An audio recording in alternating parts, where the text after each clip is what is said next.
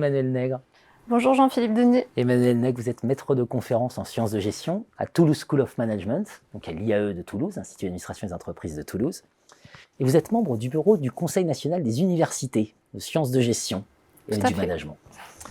Et alors, donc, dans le cadre de l'ouvrage du CNU, je rappelle le titre, La Disputatio en management, débats et controverses, presse de l'Université de Provence. Vous êtes co-auteur avec Aude Deville, donc la présidente du CNU, d'un article consacré à l'évaluation scientifique. Je vais résumer. Alors, le titre de l'article, enfin du chapitre, c'est La part des pairs, chiffres et décisions, la part des pairs. Moi, j'ai envie de vous dire l'évaluation scientifique des pairs, PAIRS, on s'entend, plutôt que des chiffres. C'est un peu ça la ligne de votre chapitre. Alors, qu'est-ce que ça pose comme problème? Voilà, le chiffre, d'abord, on va parler un peu chiffres ensemble. Qu'est-ce que ça pose comme question, le chiffre? Donc, la première question qu'on pose dans ce chapitre sur le chiffre, c'est son caractère performatif. Donc, on a l'impression que le chiffre est une réalité en soi, alors que le chiffre oriente nos comportements et participe à la construction de la réalité. Donc, on pose cette question du pouvoir qu'a le chiffre sur la modification de la réalité et son pouvoir performatif. Le chiffre, c'est pas juste une traduction, ça participe à la construction. C'est ça l'idée de performativité. Tout à fait. Et donc, appliqué à notre milieu, qui est le milieu universitaire, on voit que le fait d'avoir introduit une évaluation de l'activité de recherche des universitaires par le biais de chiffres, ça a modifié les comportements de publication en incitant notamment à publier principalement dans des revues classées de haut rang. Voilà, des revues classées de haut rang, sachant qu'on rappellera qu'au plus haut rang, c'est toujours les anglo-saxons qui gagnent. Toujours. Et principalement mainstream. Et principalement mainstream. Alors, les dangers, justement, d'avoir cette fuite en avant dans le chiffre et vouloir publier le plus grand nombre d'articles dans le plus grand nombre de revues les mieux classées possibles.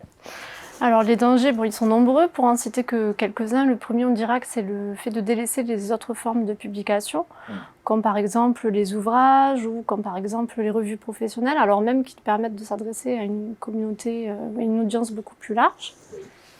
Ensuite, il y a le risque de créer une sorte de hiérarchie entre les disciplines, puisqu'on sait qu'il y a des disciplines, et même à l'intérieur des sciences de gestion, qui sont peut-être dans lesquelles il est plus facile de publier dans des revues bien classées dans ces classements internationaux, ou en tout cas des disciplines qui sont plus intensives en matière de pédagogie que d'autres. Et puis le risque ultime majeur, c'est le risque de standardisation des recherches, dans le sens où finalement le fait de publier compte plus que le contenu lui-même de la publication et que la connaissance qu'on cherche à transférer par le biais de la publication. C'est vrai que ça c'est une critique récurrente, c'est qu'à la fin on ne fait plus que compter combien il y a eu d'articles, on n'a presque même plus besoin de lire ce que les collègues écrivent. Alors, ça c'est quand même problématique. Alors, il y a une thèse dans ce chapitre, c'est finalement, on idéalise un peu les chiffres, parce que l'objectif final, c'est peut-être de mettre sous contrôle, sous tutelle, les enseignants-chercheurs. Tout à fait. On part vraiment du principe que les chiffres inspirent en apparence la confiance, parce qu'ils seraient objectifs et fiables. Mais en fait, les chiffres sont très loin d'être neutres et objectifs, et ils sont juste le résultat de la volonté de ceux qui les construisent, et ceux qui les construisent en général, c'est ceux qui détiennent le pouvoir. Et donc appliqué au milieu universitaire, on peut dire que le fait d'avoir introduit une évaluation quantitative de l'activité de recherche, c'est essayer de valoriser les enseignants-chercheurs au travers de seulement ce qui est visible, c'est-à-dire ce qui est quantifiable, et c'est donc mieux vouloir les contrôler. Voilà. Alors que normalement, notre esprit d'initiative, notre esprit critique et notre liberté de recherche devraient être favorisés. C'est là que les pairs PAIRS, c'est important, parce que les pairs PAIRS savent très bien qu'il y a tout un travail invisible, y compris de communauté, de dons, de contre-dons, etc., qui permet d'atteindre ces chiffres et qui passe complètement à la trappe.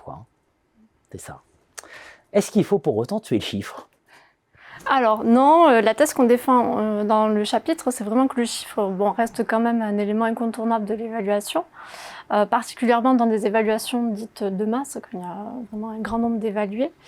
Par contre, on remet un petit peu en cause la trop grande importance de son usage et sa grande intensité, sa place importante dans l'évaluation. Donc en fait, on part du principe qu'il est possible de l'utiliser, mais de manière raisonnable. Le chiffre rassure, il peut aider à la décision, mais il ne peut pas faire à lui tout seul la décision. Vous l'avez rappelé, il y a les sciences exactes, puis il y a les sciences humaines et sociales, dont procèdent les sciences de gestion et du management. Donc s'arrêter au strict chiffre, ça peut être problématique. comment concrètement, au Conseil national des universités aujourd'hui, on articule cette question d'un côté du chiffre, l'obligation de rendre des comptes, et de l'autre côté, ne pas s'arrêter aux chiffres. Alors au sein du CNU 06, on est vraiment conscient de ces dangers potentiels du chiffre, donc on a à cœur de conserver une démarche où le qualitatif va jouer un rôle important. Et cette évaluation qualitative nous semble essentielle pour rendre compte de dimensions qui sont des dimensions importantes de notre métier, comme la vocation critique et surtout la capacité à transmettre et à créer des connaissances aussi évidemment. Et donc le CNU 06, c'est quoi? C'est 48 collègues, 48 pairs qui discutent, qui parfois débattent et qui évaluent les dossiers avec toujours pour but et objectif de préserver l'intégrité de la discipline et surtout de préserver la qualité de l'enseignement et de la recherche en sciences de gestion et du management au sein de l'université française. Et jusqu'à preuve du contraire, on n'a jamais trouvé mieux que des pairs pour évaluer. Voilà, il ne viendrait à personne l'idée de demander d'évaluer un médecin. Il faut un autre médecin, quoi. C'est tout. Et là, 48, même 96. Avec les suppléants, Avec tout les à suppléants. fait. Merci Emmanuelle Nègre. Merci Jean-Philippe Denis.